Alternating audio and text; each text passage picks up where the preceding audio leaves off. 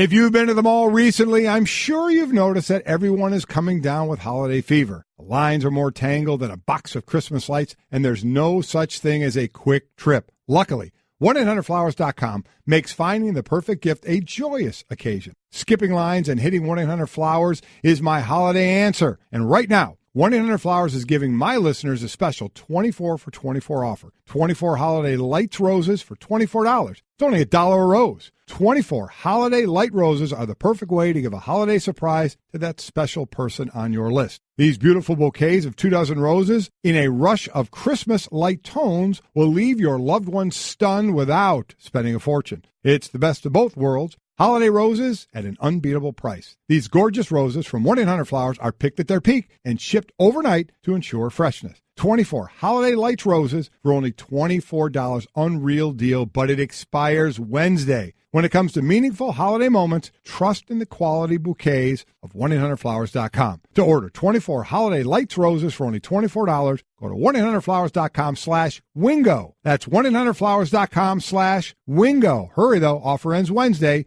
so get yours now. Hello, the Internet. It's Jack O'Brien, the founder and former editor-in-chief of Crack.com and the host of the new comedic news podcast, The Daily Zeitgeist, which, as the name suggests, is daily and sporadically in German. If you like Cracked, How Stuff Works podcasts and want to get your news from some of the smartest and funniest comedic and journalistic minds around, well then, this show is going to make you all over the place. Yeah, I don't think we can use that. Sure we can. Go to Apple Podcasts to listen and subscribe. This is the Best of Golic and Wingo podcast. Good Monday morning, everybody, and welcome in to another week of Golic and Wingo. Trey Wingo, Mike Golic Jr. here. I think it's an understatement to say there is a lot to talk about today. I mean, think about all the things that we got going on. We got the Final Four set in college football. We got a mess with the Giants. We could have our first firing as early as today in the NFL from a team that always says we're never going to do that. And it might be going down that road today. We got Tiger back and what he had to do. An unbelievable Sunday in the NFL. There is a lot to get through today. Well, think about the weekend that we had. Started Thursday. You had Thursday Night Football and Tiger. Friday, we started the championship games with Miami and Clemson, though we're not sure if Miami is there yet, though. You know that feel, unfortunately. Yeah, I know that feel. Notre Dame knows that feel from earlier in the year. They really do. And then all the college championship games, and then obviously NFL. Jeff Fiegels, who obviously the Fiegels, we know Jeff and I played in Philly together. His son punched for Miami. We had the bet when Notre Dame played Miami. He actually texted me after they got drubbed by Clemson. He said, I know what you were saying now when talking about, Mike and Jake's national championship game, Notre Dame against Alabama, of when you're out of a game so quickly that, you're like, okay, setup was great, now it's done. Yep, that was a game script that I had seen a few times before. If you're playing against a team that's better than you and you miss out on 3 or 4 big plays and chances early in that game, it usually snowballs. So try to avoid that going forward if you can. And that was the start. Lesser college football teams. That was the start of the weekend. So, boy, oh, boy, it was filled with a lot. That was one to have the clicker, the previous channel, the whole deal in your hand. It was a lot of fun, very entertaining. Now we get to break it all down again. Yeah. Well, look, there's so much to get into. I mean, we have all of that. We have the NFL. We have what went on with Rob Gronkowski. We'll get into with that. Absolutely. Just so you know, people that we'll have on the show coming up today, we'll have Jeff Saturday, who was the first ever guest on Golic and Wingo last week. Right. He was so good, we're bringing him back. Yes, we are. And, of course, I'll be doing NFL Primetime with him later on today, and Tim Hasselback. Reese Davis and David Pollack from the College Game Day folks will join us at the 8 o'clock hour, talk about everything with the college football playoff and the cases for Ohio State and maybe even USC for getting in, because that's a team that's getting lost in all of this, by the way. If you go by some of the numbers and some of the metrics, that one's a really interesting one. We'll get into that later. Paul Finebaum will join us at 9 o'clock. And how about this? The final half hour of the show, as my microphone has massive issues. Yeah. We're going to need some sort of tools in here to tighten up the microphone. Someone's already playing pranks on Wingo. We got issues like this for the entire time. There we go. Case Keenum will also join us. Yeah, they're the new best team in the NFC. Are they the best? Well, they're the first place team in the Case Keenum gets to wake up this morning, and he is the quarterback of the NFC-leading Minnesota Vikings, a phrase that years ago he could never have dreamed of, no matter how hard about he tried. 8 weeks ago, we probably would not have thought that. Not only that, but they're the only team. The Minnesota Vikings are the only team that has a top 5 offense and top 5 defense in the NFL. And, just saying, that little game they like to play in February is going to be in Minnesota this year. Yes, it is. Very, very interesting. Okay, lots to get to right now, so let's begin with... It's time for Off the Top. Whether you like it or not, it's just beginning. With Golic and Wingo. All right, and we start off the top with the big news about the college football playoff. It's all set. Number 1, Clemson faces number 4, Alabama in the Sugar Bowl, while number 2, Oklahoma, and number 3, Georgia meet in the Rose Bowl, thus meaning Alabama gets in, Ohio State does not. Listen, I started out yesterday morning with a tweet before I flew back from Orlando that said, okay, here we go. As the boxing referee says before the match, let's keep it clean. What are your top 4? And I gave my top 4, and, man, it just started. This is the top 4 I gave, Mike. I thought Alabama was going to be in over Ohio State. I thought that when they put Ohio State 8th last week, that was going to be a tough jump for them unless they absolutely destroyed Wisconsin, which they looked like they were on their way to possibly doing. Then they didn't do. We're going to get into this, obviously, a lot more. But as far as my 4, that's the 4. This is the 4 that I thought was going to get in. Yes, this was. Yesterday was the International Day for your favorite analyst to remind you how much tape they watched this season and why Alabama is better only because when I click on the tape, that is the better team that I see. But isn't this what we wanted all along? Like to take college football and decisions away from math and the nerds and all the formulas that were ruining it so that we could have it just judged by people that know football? Now all of a sudden that seems to be an issue again. It's amazing how, every system kind of has problems. What an issue when your team doesn't get in. Yeah, exactly. It's never an issue when your team is in. Love this system. This is the perfect system in all the world. But that's the crux of the matter. Is it's the committee sometimes says one thing and does another. Like if you just gone by, as you said, Mike, what they showed us last week, when you saw that Ohio State was 8 and Alabama was 5th, all you had to know was Ohio State to have a chance had to annihilate Wisconsin, and they didn't. And they didn't. And they didn't. Right. So anybody that didn't understand that part of it going into this process needs to go back and look where they were a week ago, because the committee was telling you, look, this team is 8, and they're at 5, Alabama. So if you want to jump them, you can say how razor thin it is and all that. It's not true. Okay? They put them there for a reason, and if you wanted to jump the team that was 5 and everyone thought was really good and had one really tough loss at the home of their biggest rival, you had to go out there and do something special, and Ohio State didn't do it. And congratulations to the only undefeated top team in the top 25. You would have needed a 12-team playoff exactly to get right. into the playoffs, as UCF won an unbelievable game against Memphis,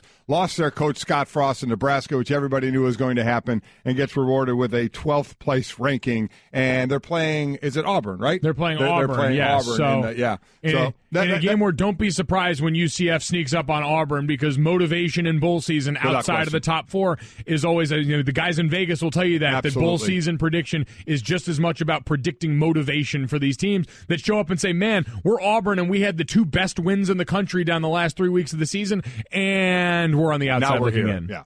All right, we continue with Off the Top. Tiger Woods. Started out great, had a horrible Saturday, but came back Sunday with a final round 68. Could have been much better. He bogeyed the final 2 holes. He was looking at a 6-under round until that happened.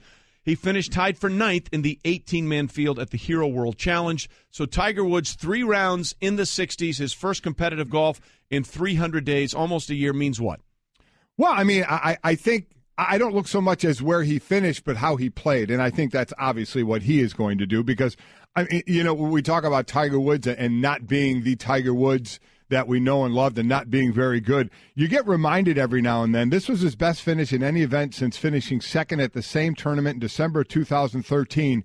When he was ranked number 1 in the world. Right. He was ranked number 1 in the world, gang, in just 2013. That's not all that long ago for what this guy has gone through. He drove unbelievably well, struggled in chipping, which is a lot of people thought he was going to do.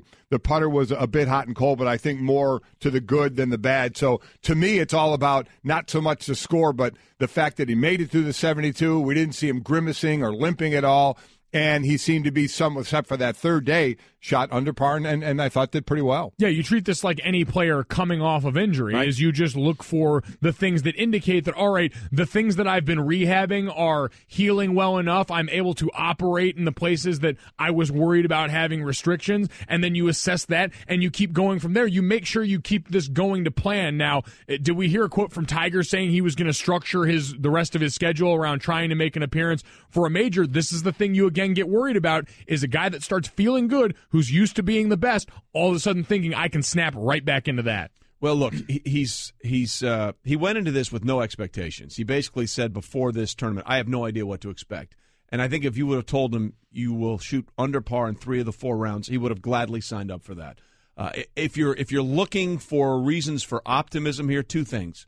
Number one, the fact that he had the really horrible 75 on Saturday, and he was able to bounce back. Right, that was the key. I think that Agreed. That let you know the competitive juices are still there and they're still firing. But more importantly than anything else, during these times where since 2013, when he's just sort of been all over the map, basically with his game, his driver was terrible. I mean, it was what propelled him to be really good when he was young, and then it sort of sustained him when he was through that 2 stretches where he was the most dominant athlete I can remember. And since 2013, his driver's been a weakness. His driver is not a weakness anymore. Yeah. And he was keeping up with the big boys. He was out driving a lot of the guys, a lot of the young guns on tour. And just so people understand how much those golfers think about Tiger, when Tiger was paired with Hideki Matsuyama on Saturday, Matsuyama wore black and red, which is what Tiger normally wears on Sunday. Yeah. And he said, I wore it as a tribute to you while I was playing with you. So not only did it mean a lot for golf fans, but it meant a lot for the players to see Tiger back because they know they're making bank because and of really it. Quickly, let's congratulate Ricky Fowler for winning the event. I think he shot like a 32. Yeah. He shot a 28 on the front side, actually. Ridiculous. It was insane. Yeah, I always meant a 32 for the whole round, and then I got, wait a minute, he shot just below that for the. He was unreal. This feels like Shooter McGavin. Oh, how do you finish again? Dead last? Oh, yeah. Ricky's I was too busy winning. Look at me. Yeah, there was a 59 watch for a while there. Was. He was 2 birdies shy of that, but it was pretty amazing job by Sure Ricky was. Fowler. And we look forward to what golf has in store for us now, that it looks like Tiger is indeed willing and able to compete again. We continue. Off the top. Well, this is a recurring theme, isn't it? No experience coaching or managing? No problem. Take a big job. Aaron Boone is the Yankees' next manager, according to ESPN's Buster Olney. He'd been a baseball analyst for us since 2010. Yeah, he is the 9th active manager to be at the helm of a team he played for, 3rd manager in baseball history. His father also managed. I love the connection with Alex Cora, who took over for the Red Sox, also worked here. So come work here and then get a job is basically how it's going to be. They face each other 10 times on the field. They'll now face each other 19 times during the regular season for the Red Sox and the Yankees. But, this seems to be no experience necessary. Come take over our team. It's a nice coaching incubator we've cooked up here. Yeah. I remember hearing Dominique Foxworth a while ago suggest that there should be some place to sort of develop the skills you need to be an NFL head coach. It was sort of his, out-of-the-box idea. ESPN has really become that place. If you want to come here and hone skills that might you'll get used to being in front of the mic, having to prepare statements, getting a better appreciation for the broader scope of the game, and then you can go and take one of these fine head coaching positions. We'll have more on that a little bit later and off the top, but we have something else first. Off the top. Sticking with baseball, Japanese phenom Shohei Ohtani has informed the Yankees and Red Sox not interested. Looks like he really wants to go and stay somewhere on the West Coast as he comes over from Japan. Yeah, this guy, is unreal from the pitching and hitting side of it both. He's the only Japanese-born player to slug 500 in a qualified season in the majors right now is Hideki Matsui, and this guy's numbers are on par with that. Matsui then came over here, had a great 10-year career, so that's the hitting comparison. He's also been a dominant pitcher, and he wants to do both. Coming over here, 3 years old. Baseball has the craziest rules of signing and such, but he wants to play on the West Coast. So Stanzik asked early on, is that a warning kind of, is this kid going to be home? Is he a young player? Is he going to be homesick? Do you worry about that at all? I don't think anybody's going to worry wanting to sign this kid, but see what he can do. Yeah, no, but it's still wanting to make sure that talent is going to thrive for you, commiserate to, I'm sure, the hefty price that you're going to pay for him along the road here. And not only that, just your expectations bringing someone like that along and him saying, I want to play for a smaller market team out there too, certainly has to have Major League Baseball, both a little worried and salivating because I think all sports leagues kind of flirt with this, right? You like to see a lot of your teams represented in areas along the course of the season, but at the same time, there's no substitute for having a big-time star in a big-time market to really give you a boost where you need it most. Absolutely. Look, and he's going to be interesting because of the things he's going to want to try and do, pitch and hit. That to me is the most interesting how that plays out. I'll add to that because I mentioned he's hitting on the same line basically as Hideki Matsui, and he's also pitching at a higher percentage of his decisions and better strikeout rate than both Yu Darvish and Masahiro Tanaka at that same point in their career. So it is interesting of what this guy wants to try and get accomplished. What's the saying? The more you can do, the longer they'll let you stay. There you go. It seems like that's what Ohtani's trying to figure out. And to your point, Mike Golic Jr., off the top. Conclude off the top. My road dog's moving on. Yes, he is. Herm Edwards has been named the next coach at Arizona State. The 63-year-old Herm, who, by the way, has the energy of a 23-year-old. Yes, he does. Hasn't coached at all since 2008. Hasn't been in the college ranks since 1989. But I'll say this. For the last 8 years, he has coached the Under Armour All-American game. And all those players, you're talking about the top high school players that are a lot of times already committed, but some aren't committed to go on to the next level. So he's even though he hasn't coached, he's been around the game. I know, listen, we're all thrilled for him. We know the type of guy he is and the type of energy they're going to put into this program. It's interesting. Arizona State has said they're going to kind of go with the NFL mold of running their football program there, kind of a GM type of a situation and scout. And the way they explained it was more NFL-like than college-like. We'll see. We love Herm. I think Herm will do a great job. I know there are people, Mike, that are like, he's been off the field for a long time. They don't understand the hire. There's the connection with the AD and Herm from the NFL. The AD was his agent, he was the agent for a number of coaches. But I have no doubt that parents are going to love this guy in their living rooms talking to their kids, and kids are going to love playing for him. And I don't think there's any doubt he can win. Yeah, I think there are things you're going to get right off the bat, which when you're a program that's looking for someone new and fresh to come in, you're going to get a ton of energy from Herm. We obviously see that is never in short order with him. You're going to get someone who is prepared unlike almost anyone else you've ever met. And anyway, as I sat around here with him in studio the other week and saw what he comes in here notes-wise for all of the NFL teams that he is covering, he is prepared second to none, and you will have the greatest, most prepared team of social media savvy kids on the planet based on the program that he puts in place to ensure you just don't press send. Yeah, look, there's no question. Look, Herm and I have hit it off in the 8 years that he's been here, 9 years that he's been here. He's been my road dog.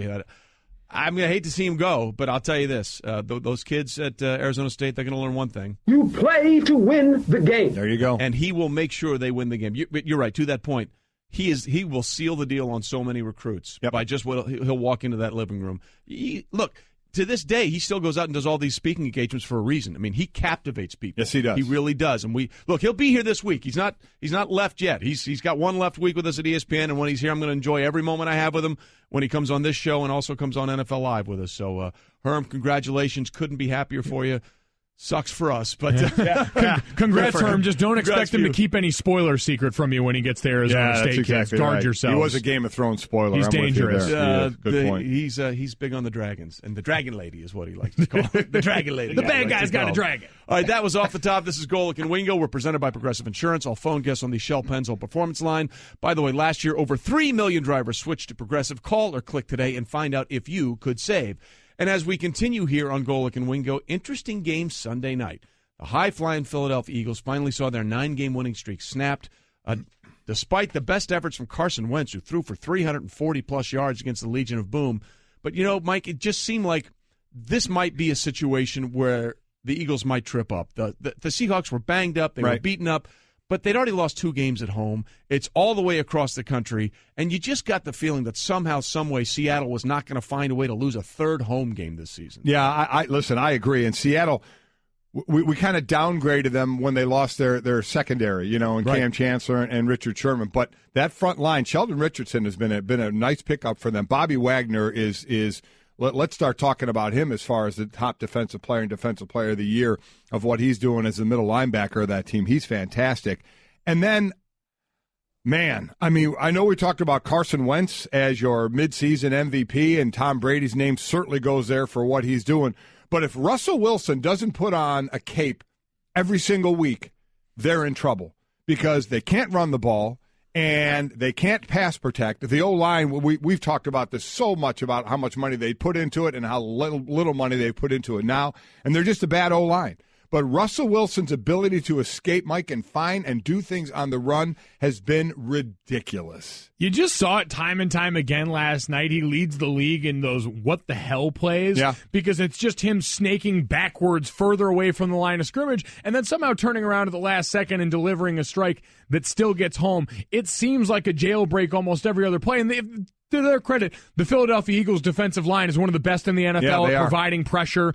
So it's certainly a top-end opponent that they went in that realm. But this seems to be week in and week out for Russell Wilson. His, the percentage of points that he's accounted for in Seattle's offense or been a part of is off the charts. Was it 98%? It's a ridiculous amount. It's crazy. I think they've had like one rushing touchdown that he wasn't somehow involved in. And so I'm just wondering how it took us this long to start having this maybe they needed a marquee win like this to cement it, but this seems like we're late to the party on the Russell Wilson MVP chatter. Well, look, you're right, because they would be well below 500 if Russell Wilson wasn't doing the things he's been able to do. If they had a stationary quarterback, he'd be on the shelf right now. Without question. And the other thing is, look, Philadelphia's played great all season long, but they've had a run of unfettered success against opponents that haven't been really good, and most of those games have been at home.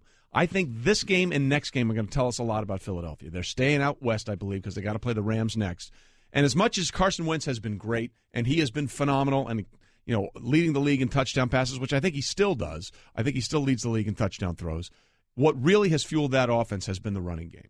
Outside of Jacksonville, they had the second best rushing attack going into this game. And if you look at what the Seahawks defense was able to do, they took that away. Now, Carson threw for a bunch of yards, but he only had the one touchdown pass and the interception. And suddenly, when you take away that running game, that sort of thing that opens up everything else for the quarterback, it makes things more difficult. And they only had 98 yards on 26 attempts, averaged under 4 yards a carry. They had been averaging well over that, and 147 yards per game. So I thought the one thing Seattle can do in this game was slow down the rushing attack and let's see what Carson Wentz could do. And, Carson's played great, but every quarterback needs that running game to get it going. So we as we look forward, because they're going to win the division, there's no doubt about that, but now it's about home field, right? Now you start looking at the playoffs, and you start looking about where the game's going to be. They're staying out in L.A., correct? Yes. They're going to stay out there because they're playing the Rams next, another tough test for them. I know they finish up against Dallas as well. They play Oakland, I believe, at home as well. So they have another road game and then a couple of home games. And then they're really battling now with Minnesota. Minnesota, they're both are tied with the 10-2 record in the NFC. And as far as Minnesota, they go to Carolina, home to Cincinnati, at Green Bay.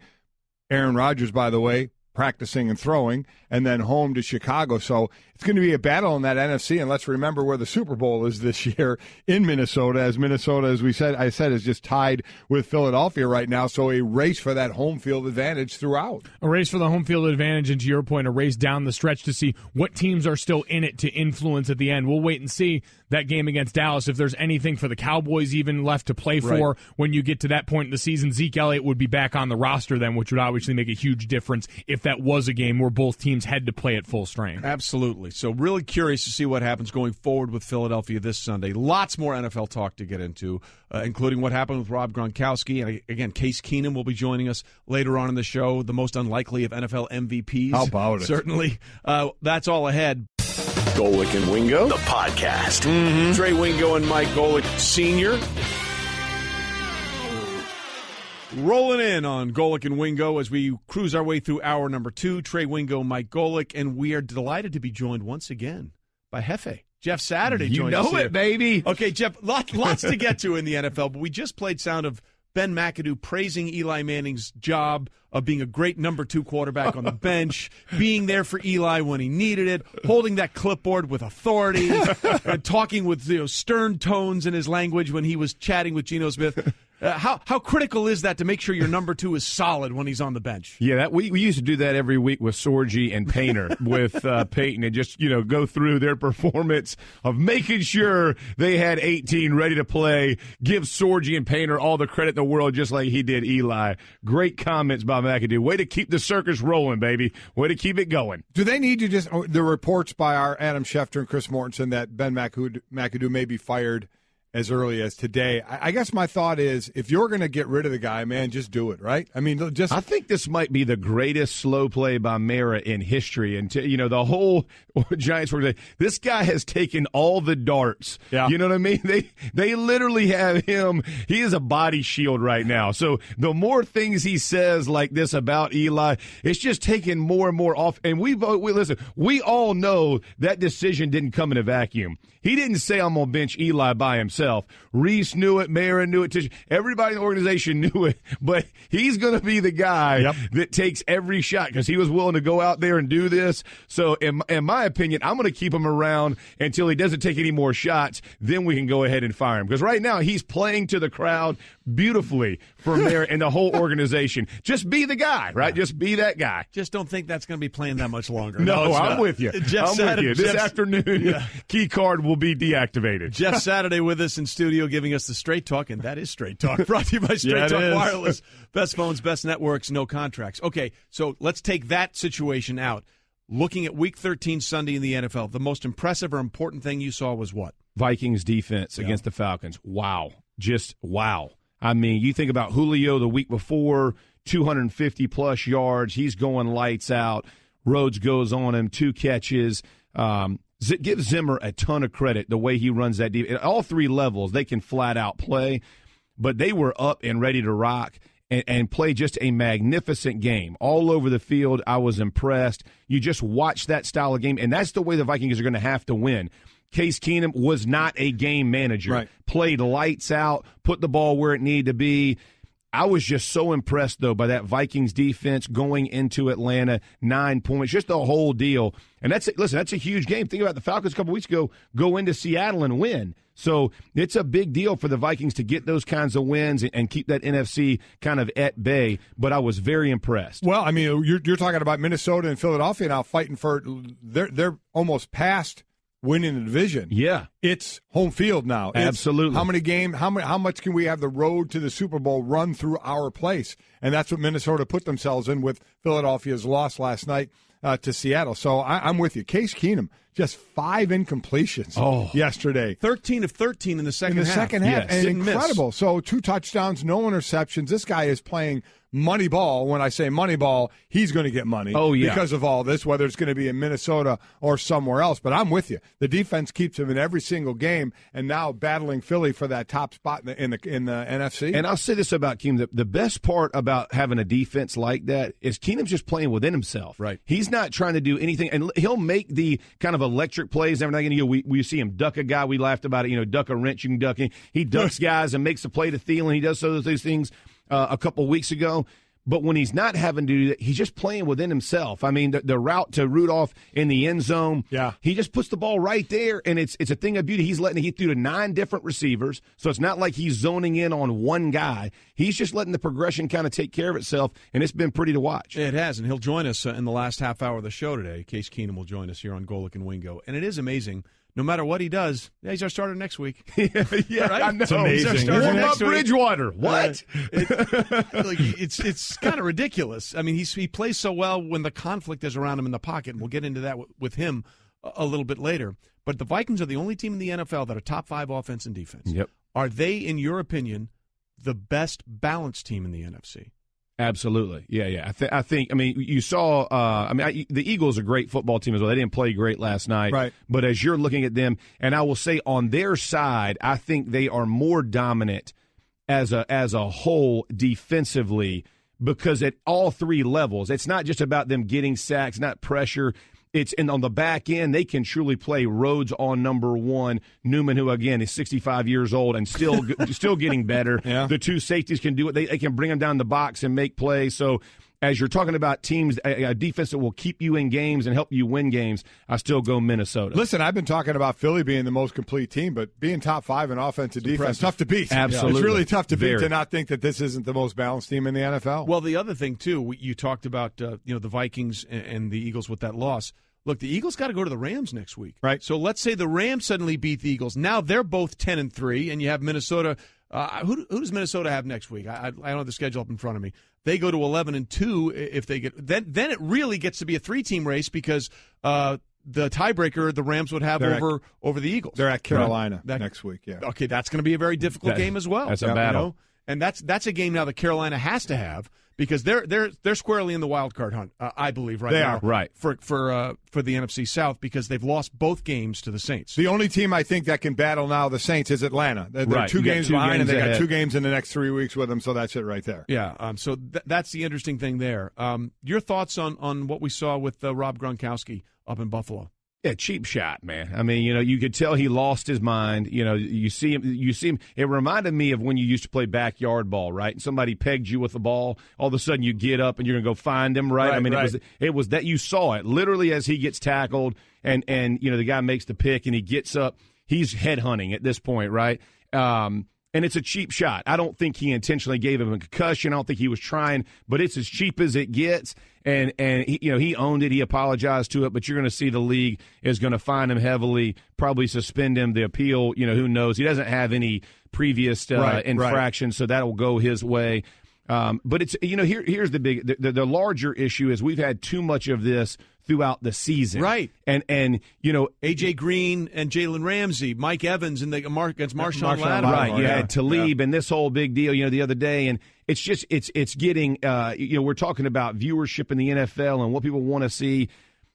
We can't have it, right? And we always talk about player health and safety, and that's the largest part of this, in my opinion, is we all make a living doing this, right? Like, at the end of the day, we could all be teammates next year. You have no idea what's going to happen in your future. You don't ever want to go after guys that way. I think he knows that. He tried to make the apology, but he literally lost his mind. I mean, he just made a very bad decision, and now you got to pay the consequences. He did. And as my son Mike said just a little bit ago about what you just said as well, is players understand what you do and can do to one another. You saw when Evans flew about half the field and hit Lattimore in the back. I mean, those are just things that, as a player amongst player, you just say, okay, there's a line, gang. Absolutely. The old unwritten rule thing, or the line that you don't cross of going after someone's knees, or a cheap shot like that, or what you saw at a Gronk that just crosses that player line. And you always talk about you handle stuff like that between the whistles, right? Not after the whistle, right?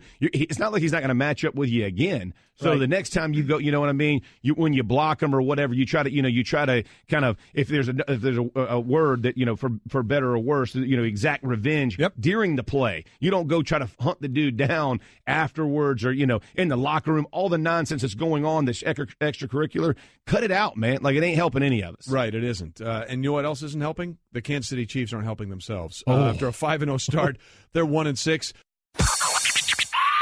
Golic and Wingo, the podcast. What a day, what a show, what a time. I tell you what, a great sports night last night. No doubt about it. 1, 2, 3, 4.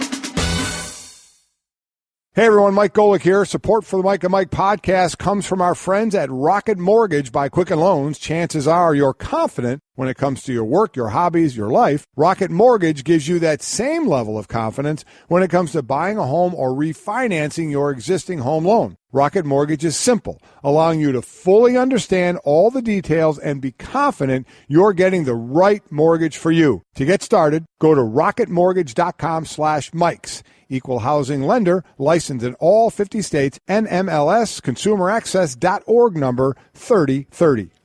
I just saved hundreds of dollars by switching to Geico. I'm so happy, I feel like I can fly. Disclaimer, you will not be able to fly by switching to Geico. This is against the laws of physics and nature. If you find yourself flying, please seek professional and or medical help immediately. In the unlikely event you find yourself flying, you might be a superhero, or a pigeon, or a superhero named Pidgewoman, who was bitten by a radioactive pigeon. If you are indeed Pidgewoman, Geico retains all licensing publishing rights in the event Pidgewoman the movie becomes a top-grossing Hollywood blockbuster. Geico. 15 minutes could save you 15% or more. Tiger returned. First time he played competitive golf in 300 days. 3 of his 4 rounds were in the 60s. It was a limited field event. I get it. But you know what? It was limited to some of the best players in the world. So, I mean, you can't, it's just, hey, let's get Slappy and Mo and Uncle Mo. Again, it wasn't a pick out of a jar who's at the club. Yeah, you want to come play? Yeah. No, it wasn't that way. He finished squarely in the middle. He finished tied for 9th in a field of 18. But he beat, among other people, the number 1 player in the world, Dustin Johnson, by 8 strokes. So you're looking at his return, and what does it mean? Well, here's Tiger in his own words talking about what it meant. All right, with Tiger Woods, after final round 68, Tiger, A lot of good stuff this week, obviously. What do you take away the most from your first tournament in 10 months? I think I competed well. I really drove the ball a lot better than I was thinking, especially the distance-wise. Mm-hmm. And, man, I hit a lot of good long irons and fairway woods from the fairway. And for the majority of the week, I really putted well. I had one day where I struggled with my pace of the greens, but that's the way it goes. But I hit just a boatload of good putts. How big will it be for you to have that power and length back in your arsenal, things that you were struggling with here over the last few years when you've been hurt? Yeah, it's nice to get back out there and where I can take it over a couple corners or extend one on a par 5. The difficulty I had all week was my iron game, which has usually been the hallmark of my career. But I still am surprised at how far I'm hitting it, and I've got to make those adjustments. Especially, I was starting to get a hang of it and get a hold of it heading into this week. Mm-hmm. Then you add in adrenaline, and then there's no way I can hit a 9-iron that far and take out an 8 airmail the green. Things of that nature. I've got to get a better hold of it. That was Bob Herrig interviewing Tiger after the win. How great is it when you can talk about the hallmark of your career? Yeah. Irons were the hallmark of my career. Yeah. Can you say anything that was a hallmark of your career? Bad math was the hallmark of my career. I mean, to be able to do that is pretty cool. Cookies, the hallmark of your career. National Cookie Day, by the way. I'm just eating another chocolate chip cookie going on here. Keep doing what you do, brother. Here, and I know the 18 players, 17 were some of the top-rated players. But I would say this, even if they were a bunch of hacks and he was playing, it's still more about, it's not like he's playing against them. It's how he was going to play. Not only how he was going to play, but how he was going to feel the next day. Right. And then the next day, and then the next day, and then the next tournament. And I think that was the biggest win. Certainly the driver was working, the putter was working, and obviously in golf, you can practice all the other shots all you want. You can walk all you want. You can really kind of put the game out there to get in shape for it by doing. You can walk and you can do all the things that you need to do to kind of mimic the game. But it's how he's going to feel. That, to me, was always the key thing. Did you catch him wincing at all? Did you catch him limping at all? How did he feel the next morning? How long did it take him, if he was sore, to work through the soreness? How long did it take him to warm his body back up? Those are all the things that over the course of the season are going to build up on you at any age, but then when you're going to be 42, it just magnifies itself even more. So, as he said, they're going to work on a schedule with obviously the majors being the focal point of that, which is exactly what he should be doing right now. It's just, I think we still need to keep our expectations just a little bit muted as to what we're going to do over an entire season. But you have to say, this is what he was playing in, whether it was against 17 other guys or a full field, whether there was no cut or not, and you have to say success. Right. Look, it gives you a little bit of hope. And for those golf fans that are like sort of into the Jordan Spieth and the Justin Thomases and the DJs and the Jason Days and all that stuff, I get it. There was never anything like this guy. There's never anything like this guy. And you just hope for a guy that was so good that maybe there's one more run in him. And again, not the run that he had. No, he'll never do that again. We're talking about just a chance to maybe win, because coming up in June, it'll be a decade since he last won his major, 2008 at Torrey Pines, the U.S. Open. When, by the way, people forget, you talk about, golf is just this or that. He won that with a broken leg and a torn ACL. Yeah, he did. I mean, you try and do anything with a broken leg and a torn ACL, let alone walking 7,000 yards and putting that torque on the knee. But if you're a golf enthusiast and you like the game, the two things you took away from this is, number one, he laid an egg on Saturday. He had 2 great rounds. Then he shot a 75. And you're like, oh, man, here it goes. Yeah, you thought, I'm with you. And then at one point he was 6 under on Sunday before he bogeyed the last 2 holes to finish up with another 4 under 68. So 3 of the 4 rounds were in the 60s. And he came back. It looked like it was going the wrong way. He managed to come back. That was the one thing, which means, as he alluded to in that talk with Bob Herrig, I can compete again, because that was the competitive juice. Is, hey, let's go back in there and see if we can salvage something and get back into this, or just get back into a better way going forward. And then the other thing he talked about was the driver. Look, for the last few years that he's tried to compete, his driver had been like a GPS that didn't know where north was. Well, yeah, he's been in trouble off the tee box. And two-way miss. Yeah. One thing you can't have in golf is the two-way miss. All of his misses today or over the weekend with the driver were to the right. That means, okay, I know what I'm doing, and I know I'm trying to correct this one thing. and we're getting way too technical here. Yeah, you are. Yeah. His club head speed was 180 miles an hour, which is faster than some of the best guys on tour, which means he's pounding the ball farther, and he was striping it in the fairway. If he can do that, he's going to compete in every tournament. Can I ask you a question? When you say two-way miss, they obviously mean if you slice and you hook, right? Yeah. Shouldn't that be an easy fix? Well, it should be. Just get the stance right in the middle? Yeah, sure. What did I do? What did it look like when I slice? What I do when I hook? Go right in the middle. That should go right down the middle of the fairway. Mike Golic. That's my game. Mike Golic, swing doctor. Right? It's exactly right. Listen. Who needs Butch Harmon when you got Cookie Boy here fixing your swing? The game isn't that hard, okay? I've seen you swing. It's harder than you think it is. When in doubt, drink more. Well, listen, that's also true. Golic and Wingo, the podcast. It was all sort of one big, giant Jell-O mold. It's very interesting where that went. Paul Finebaum joins us from the Paul Finebaum Show. Paul, thanks for being with us. And again, the first question that we ask everybody, did they get it right? Did the committee get it right?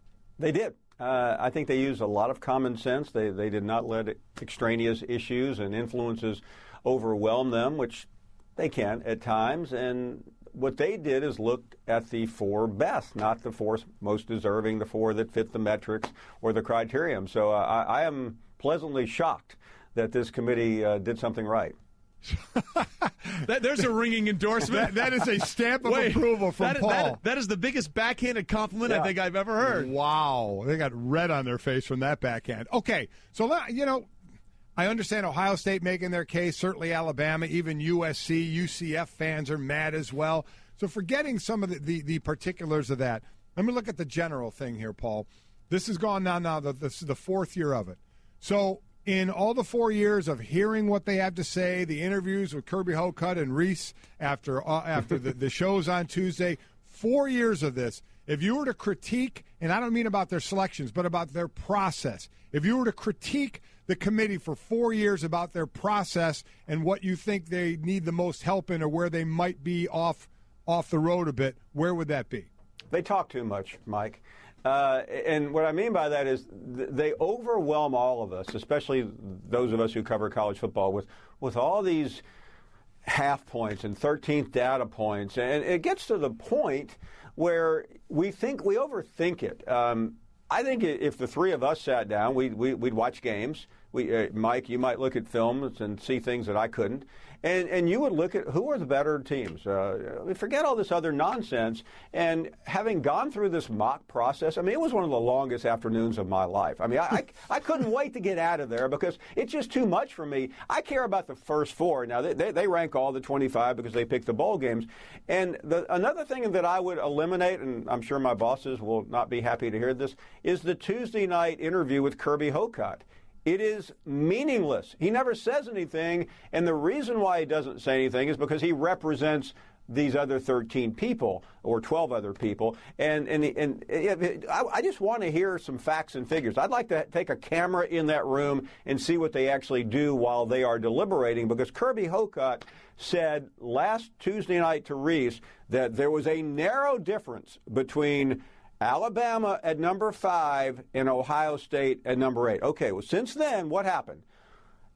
Ohio State won a championship. Alabama sat at home and watched TV. And then yesterday, he tells Reese, Alabama was unequivocally better. Can you help me understand how Ohio State winning a game lessened their cause while Alabama didn't do anything? No, I can't. Agree. And that's the problem. You're right. Talk less would help the committee, but of course we don't want that. We don't want that. Reese doesn't want that. No, Reese specifically was very upset when we brought that up, Paul. The one thing that we thought was interesting, well, actually a couple of things. We ran this as close as we could through a simulated BCS formula. Instead of the Harris poll, we used the AP poll and put the computer variables in. It spit out the same 4 teams. Yeah. So essentially, no matter what formula you used, this was going to be the setup, right? I think we ought to let America vote next year. I mean, just we vote for president, we vote for all these other things. Listen, the AP poll had it right. I talk more about this than probably anyone in America, so I may be cutting my own throat here. But I think that we get so processed. I mean, I was sitting there yesterday where you guys are now, and I was expecting Ohio State. Not because I thought Ohio State should get in, because I had been conditioned to think that. And that's why Kirk fell off his chair, because I think we were all shocked. And And I don't know if there's a better system. I mean, I do believe, and I've raised this, and no one wants to listen to me. I think we deserve transparency. I really want to know what's going on. Now, I'm sure the coaches in that committee don't want a camera on them, but I think they owe it to us. I mean, even the AP poll, the coaches, and the USA Today poll, they reveal their final list of coaches. The coaches reveal their final top 10, top 25, and they don't like it because it can cause some problems. But I want to know what these people are doing in that room other than talking a good game. Paul, in actual on-the-field play, the 5 conference championship games, 3 of them were rematches. 2 were won by the team that won it in the regular season. The one that wasn't was Georgia over Auburn. So out of those 5 games, which one to you was the most impressive win by a conference champ? Well, I thought Georgia's win was pretty dominating, considering they had lost to the same team by 23 points. And by the way, that Georgia-Auburn game, Georgia scored a late touchdown to avoid losing by 30 points. So that was very significant. And Georgia, I was talking to one of our colleagues earlier today, and he says, "Georgia really that good?" Yes, they are. Mike, I mean, you saw them in Notre Dame 3 months ago. I mean, they have been one of the most consistent teams in the country. They had one bad day, and it was a place that you should not try to have a bad day. Alabama had that as well. The Big Ten championship game really blew my mind. I think if Ohio State had run Wisconsin over in the second half like they had in the first half, the optics of that would have benefited them to the point where the committee, in spite of what Kirby Hocutt said yesterday, may have put them in. But they were so inept at times, and they nearly lost that game against a Wisconsin team, with all due respect. I know they ran through the season 12-0, but I didn't buy Wisconsin. I never did. And call me an SEC honk, whatever you want, but I think Wisconsin would be fortunate to finish 4th in the SEC. Well, that's the point. I mean, if you go by just last week's ratings, Paul, I mean, when it was 5-8, Alabama 5, Ohio State 8, you knew that if they didn't do a 59-0 tap dance on Wisconsin, they weren't getting in. One thing that Ohio State meaning, the one thing I think that has been consistent about the committee, which is the one thing we can take away, don't have a horrible loss. Don't have something that makes you wonder about everything else you've seen, and we clearly saw that with Ohio State, and we also saw that with USC when they went up to Notre Dame and got spanked 49-14. And Trey, think about SC for a second. I think they have a great team, and I was talking to Coach Helton yesterday, and he was trying to explain that game away. But I know SC and Notre Dame have played. That is one of the traditional games in the country. But if they had played Mercer or Akron that day, they may very well be in right now.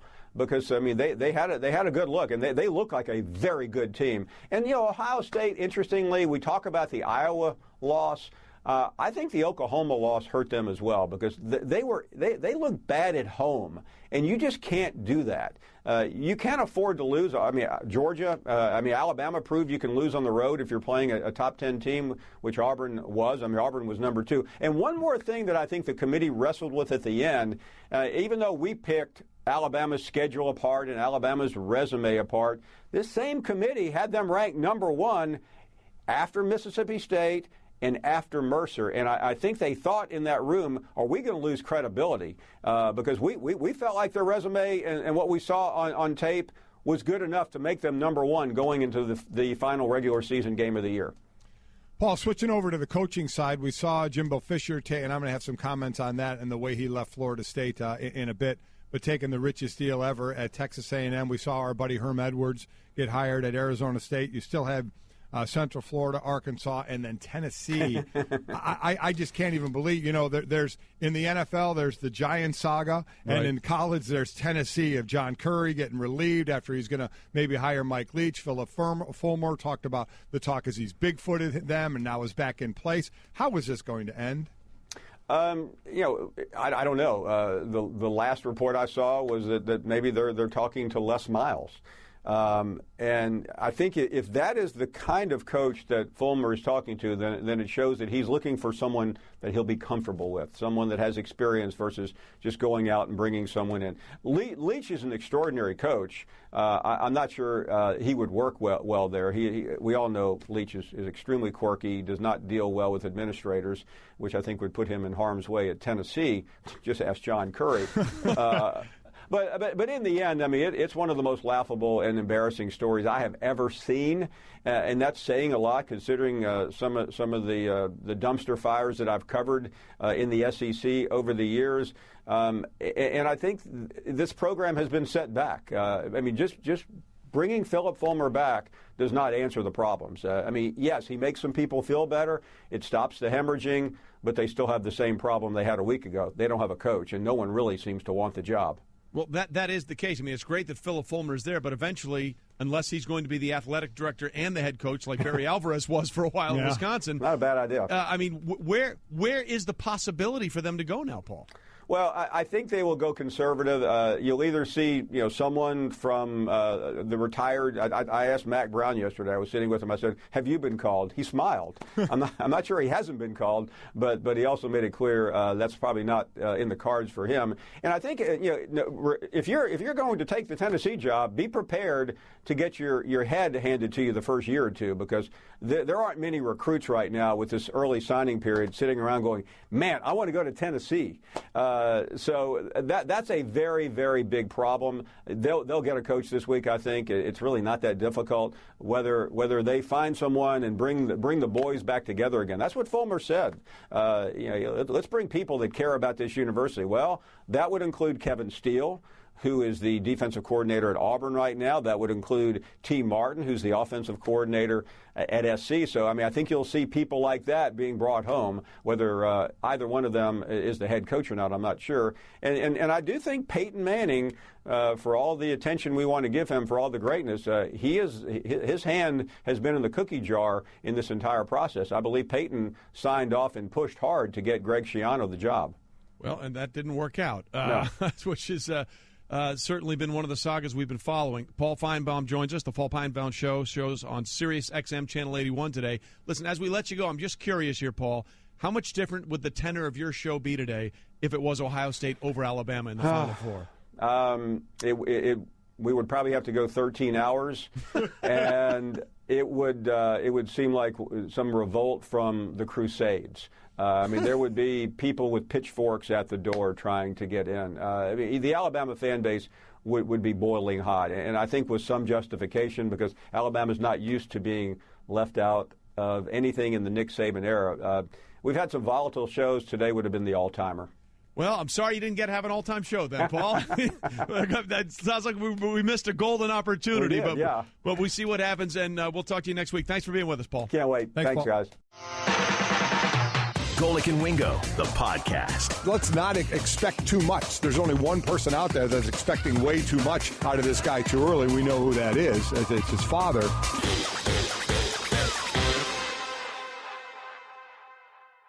Case Keenum, the Minnesota Vikes QB, joins us now on the Shell Pennzoil Performance Line, taking synthetic motor oil performance to a whole new level.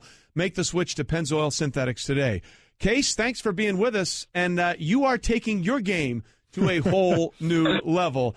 In your heart of hearts, when the season began, if I told you, okay, Case, you're going to be the starting quarterback, you guys are going to rip together 8 straight wins, and you're going to be a leading candidate for the MVP in the NFL, and you guys will have the number 1 seed through 12 weeks of the NFL season in the NFC, you would have said what? Well, I might have said something like, I need to wake up now. But I mean, I've been around long enough to know that this league is crazy and this game is crazy, and that's what's so cool about it is that there's a lot of great players, and there's opportunities for a lot of different people, and if you work hard and do the right thing, I think that sometimes that pays off. Case, let's jump into that a little more, because we'll get into the season and what you're doing. It's been fantastic, but so many people just see the surface of high to top draft picks and names out there that are supposed to do well because they're picked high. You're a couple of years in Houston, and then with the Rams, where in Houston you play 8 games and 2 games and 6 games, and last year 10 with the Rams, and now you're in this position. So talk about it from being a backup, always one play, away from being on the field, depending on the situation, maybe sometimes more. Just the mentality of that, and just how it turned out when you get your opportunity, how you try and make the most of it. Well, I think you're exactly right. That for me coming out of college, being undrafted, was definitely could have been viewed as a setback for me. I saw it as an opportunity that I had a team that wanted me, even though it wasn't during the draft. They called and said they wanted me to come and be on the team. So was there with the Texans. Coach Kubiak gave me that opportunity, and I knew that if I ever did get an opportunity, I wasn't sure if I was going to get one to actually play, that I would be ready. And from that day on, I worked as hard as I could every single day. Everything I did was preparing to be ready to play when I get out there and get to take meaningful snaps. So it's been a process. I've continued to grow. I had another coach that said, if you're not getting better, you're getting worse. So I've tried to get better every day. Well, we can confirm you've gotten better. Yeah. Just so you know, yes. You can put a big checkbox by that one. It's been fun to watch. But from your perspective, what has been the biggest difference in the way you've played now as opposed to in previous years? What's the one thing you can see differently about the way you're handling this? I think I'm playing smarter. I think I'm always trying to put my team in the best possible situation to win. And I think that being on top of the game plan, being in communication with the guys around me. I've got great teammates around me. I mean, the offensive line is playing incredible this year. I think as far as sacks per pass attempt, I mean, we're ranked up there, really high, if not one of the highest. So, you got to give those guys a lot of credit because, anytime you can drop back and pass and run the ball, too, with confidence, it makes a world of difference. Yeah, no doubt about it. You've been, sacked 9 times. I mean, it's been somewhat ridiculous. That's crazy. When you think about the offensive line from a year ago. All 5 different players and some different positions as well. It's been pretty amazing. How about from a leadership role? Everybody wants to look at the quarterback to be the leader, if not of the team, of at least the offense. And this is a team over the last couple of years. There was Teddy Bridgewater, and then Sam Bradford comes in. And as you wait and then your opportunity comes, you take advantage of it. When do you feel that you went in that huddle and you were the leader of this offense, you had control of this offense? Anytime I step in a huddle, I try to take command of that huddle. For us, we're great. We've got a bunch of leaders, a bunch of great leaders in the quarterback room. Sam, Teddy, myself. I mean, we're all on the same page when it comes to we want to win football games, and we'll do whatever it takes. We'll put our team in the best possible situation, and we do a great job of talking, communicating. Really communicating with receivers, offensive line, and protection meetings. So it's a team effort, and it's a team effort in the quarterback room too. Well, it certainly is, and it's led to sort of this interesting dynamic case where after every game, Mike Zimmer will be pressed, or he'll be either asked the question, or he'll just come out and say it. He'll say, "Well, Case is our starter for next week." It certainly seems like you've done more than enough to solidify the job as being much more than a week-to-week process. How are you handling that part of it? For me, I'm doing the same thing I do every week, and I am fine with whatever Coach Zimmer decides, or that's not my place. It's not my job. My job is to get ready to play, and that's what I do every week. I put the blinders on. I get asked questions like this, so I have to think about it and talk about it a little bit. But after Monday, Tuesday, I put my blinders back on and I go to work again. And this week it's the Carolina Panthers, and I got a great team too. So we got a great test this week. Yeah, and you do. And you talk about the great – everybody, when you say Minnesota, they talk about that great defense you have, which without a doubt that you have. But offensively, you guys are sitting there at 5th in the league in total offense. What is making this offense click so well right now? Well, you're talking about the defense. I think we're playing really, really good complementary football. The last couple of weeks we've done well with either short fields, turnovers, getting some points. Making sure that we get touchdowns and we get in the red zone. Our defense is holding them to field goals. So, I think complementary football, with the special teams included, I think has really helped us win those close games because, you need all the points you can get when you get down the red zone, especially playing good teams on the road. Again, the only team in the league, top 5 offense and defense, is the Minnesota Vikings. Pretty impressive. Balance all the way around. And, you talk about a hot hand. I'm sure you know, but you didn't miss a throw in the second half. So you went 13 for 13. When was the last time you could say you went through a half and didn't have an incomplete pass? I think it was yesterday. Yeah, before yesterday. You know what? Good for you. I phrased that question completely wrong. Before yesterday, Case, when was the last time you had a half where you didn't miss a throw? I don't think I have, man. It's I don't remember one. Sorry for that. Well, actually, we have one. Houston, Colorado State in 2007. You also did it. So there you go. How about congratulations. That? That's how good our research is here, Case. Our research is as good as you were in the second half. Hey, that's big time, man. We find it, and we know it. Now, I know how you're gonna answer this question, but there is the possibility that the Minnesota Vikings could do something that's never happened before, which is we've never had a home team have home field advantage for the Super Bowl. You guys are 10-2, and you guys are the number one seed right now. The Super Bowl will be played in Minnesota, will be there. Has anybody sort of let that thought trickle into their heads yet? You know, I think we may have all talked about it, you know, when it first came out, where the Super Bowl was going to be.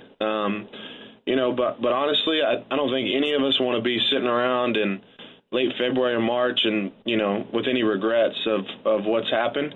And I think if we look too far ahead, if we look too far behind, start patting ourselves on the back of what we think we've accomplished so far, that we might be, you know, sitting at home in February when we'd rather be working. So, you know, we're all gonna, like I said, put the blinders on, keep our heads down, and really take this thing 1 week at a time, because we haven't accomplished anything we want to yet, and it's still all out there in front of us, we got to trust our process, and our process is working hard. We work hard every day. We work hard every day we come into the building. Coach Zimmer makes sure of that, and you know, I think that's important to get where we want to go, is just to take it one step at a time. I loved all the cliches in that answer. That was a perfect answer to give, no doubt about it. But just so we're clear, were you not guaranteeing a spot in the Super Bowl? Is that not what I heard? Come on. No, that was my Bull Durham. Oh man, I'm just happy here. Nice. Well done. Well done. Good Lord willing, things will work out. That's exactly right. Well, look, every once in a while, Case, things like this happen, and it's great to see. It's nice to see that someone who's had it, you know, has sort of been bounced around and has this opportunity, is taking the most of it and just running with it. It's really been fun to watch you and the entire Vikings team play. As Bill Belichick likes to say, you can find a lot of different ways to win, and the Vikings are doing that big defensive game on Sunday against a high-powered offense, and then, of course, sealing the deal without missing a pass in the second half. Case, thanks for being with us, man. Thanks, Case. Appreciate you guys, man. Big fans. This has been the Best of Golic and Wingo podcast. Make sure to subscribe on the ESPN app, Apple Podcasts, and to listen every weekday morning at 6 Eastern on ESPN Radio, ESPN2, and the ESPN app.